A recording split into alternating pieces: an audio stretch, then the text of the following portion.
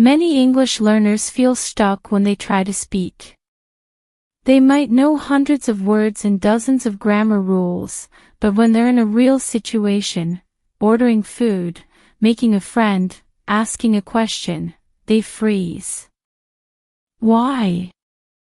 Because learning a language isn't only about memorizing rules. It's about feeling, rhythm, and connection. One of the best ways to learn English naturally is by listening to stories.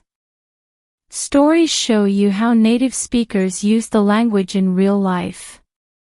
They help you learn phrases, not just words. Emotions, not just grammar. So if this helps you, make sure to like the video, leave a comment with your thoughts, and subscribe to Dynamic English. We post new stories every day to help you grow your English in a fun, natural way. It was Daniel's second morning in Lisbon. The city felt different from any place he had visited before. The light was warm but soft. The air smelled like coffee, stone, and the sea. And everywhere he looked, there were stairs. Long stairs. Steep stairs. Narrow stairs. Stairs that looked like they led to secret places. He had no specific plan that day. Just a feeling.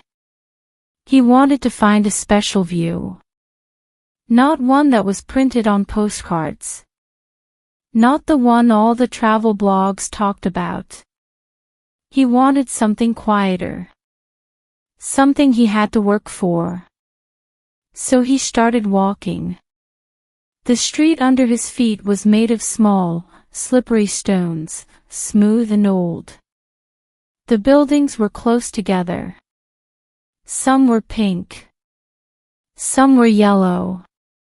All of them had balconies filled with plants and drying clothes. A tram passed behind him, making that sharp sound only Lisbon trams make. He didn't turn around. He kept walking up. The first staircase was wide, made of gray stone. Each step was slightly worn in the middle, proof of hundreds of years of feet passing through. He counted the steps at first. But then he stopped. Counting felt mechanical. He wanted to feel the climb, not measure it. An older man was coming down. He carried a small bag and wore a dark hat. They exchanged a nod, no words. At the top of the stairs was a narrow street. He turned left. The next staircase was steeper. On one side was a tall wall covered in blue tiles. The kind of tiles Lisbon was famous for. They were cracked in places. Some missing. But the pattern still danced in the sunlight. Daniel paused. Touched one tile lightly with his fingers. Cold. He climbed further. His legs started to feel heavy.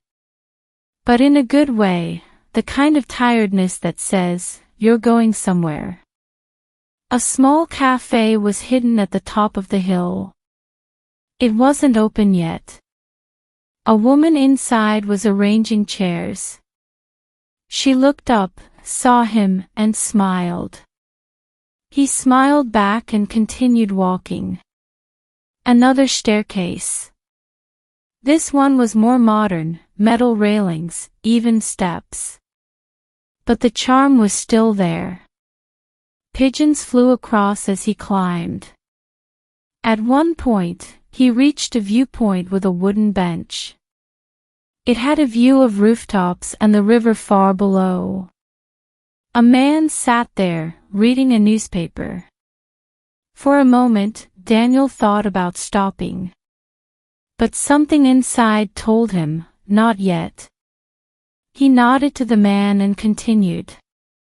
The last staircase was the longest. It twisted slightly, and each turn gave him a new glimpse of the city. More rooftops. More sky. A white cathedral in the distance. Clothes waving on a line like quiet flags.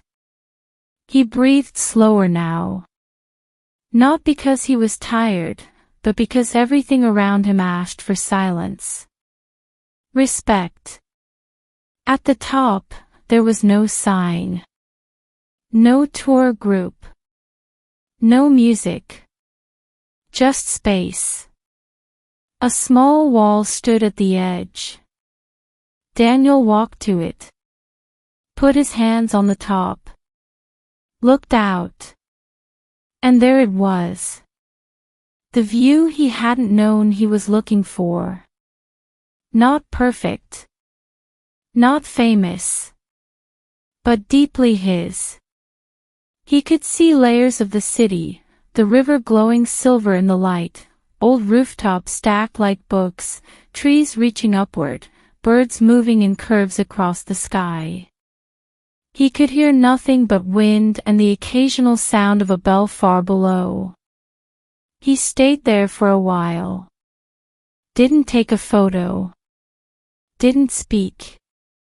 He just stood. And breathed. And listened to his own heartbeat. The climb had taken maybe 40 minutes. Maybe more. But up here, time didn't matter. Eventually, he sat on a low wall nearby. Closed his eyes. The stone was warm from the sun. His body was calm. His mind was clear. That was what Lisbon gave him that morning. Not a place, but a feeling. A quiet reward for a quiet journey. In this video, you learned natural expressions like stacked like books, quiet reward, each turn gave him a new glimpse, and something inside told him, not yet. These kinds of phrases help you understand not just the meaning of English, but the emotion behind it. You also practice past tense verbs, descriptive vocabulary, and sentence rhythm. We share a new story every day to help you learn English the way it's actually spoken. So if you enjoyed this, like the video, leave a comment about your favorite part, and don't forget to subscribe to Dynamic English.